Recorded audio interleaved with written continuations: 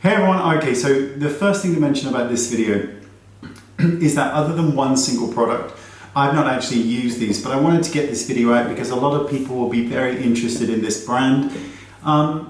Skincare. As you know, and I did with the video, I use Drunk Elephant, and I appreciate that not everybody can afford to buy that. The way that I justify the price is that products last about 6 months, so I can justify it that way, the longevity wise. If they only lasted a month, I wouldn't be buying it because it's too expensive. But other people, or if you just want a more affordable option, and I totally get that, then this may be for you. So kind of piggybacking off the effect of The Ordinary, this is a brand new brand called the Inky list. Now I've used one of these products, but I'm going to show you them all. Now I don't know if these are released in the States, but I would imagine so, but I'll put links down below anyway. So the one that I have used is called Zinc, and here it is. This is Zinc. Now this is 30 mils of product, and this is an AM, so this is your sunscreen. It's just zinc oxide, basically that's it. The ironic thing is I believe it's an SPF 50, but for a zinc oxide product, this doesn't leave a really strong white cast on the skin. So it also has the same scent that all of the zinc sunscreens have, which is, you know, it's benign, but it's brilliant. It's really, really good, and the price is great. So they also have something called turmeric. This is a moisturizer for use in AM or PM. I have no idea what that does, but it's a moisturizer. This has got a lot of hype. This is the caffeine eye cream. Now all of these products are within the £4 to £10 range. So most of these are sort of $4.99. So it's brilliant. You've got the, I'm going to sneeze, excuse me. You've got the Q10, again AM or PM. Now these can all be mixed as well, so you can create your own cocktail. And the thing is, if you don't like it, you spent a couple of quid, it's not going to be the end of the world. There's Rosehip Oil here. All of these products are 30 mils, apart from the I one, which is 15. You've got this one is the alpha hydroxy acid, 30 mils. This is something fun. This is 30 mils. This is 30 mils.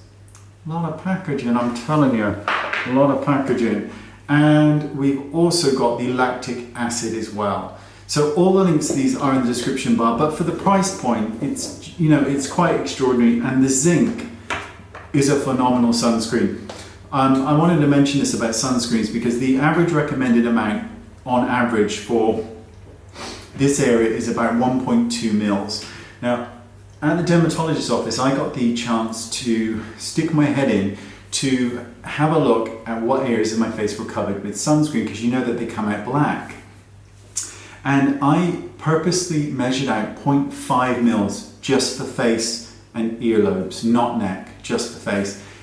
The whole area was covered. The whole area was covered with 0.5 mils. So that's quite interesting. There's also this general misconception. I'm sorry I'm picking my nose. There's obviously this general misconception as well that you have to reapply your sunscreen every 2 hours. That is incorrect. You do not need to reapply sunscreen every 2 hours unless you are purposely laying out in the sun on purpose, going in and out all your days, normal, whatever you're doing during your day. Unless you are laying like this, you do not need to use sunscreen every 2 hours. I've asked every dermatologist I've ever met. They were all like, no.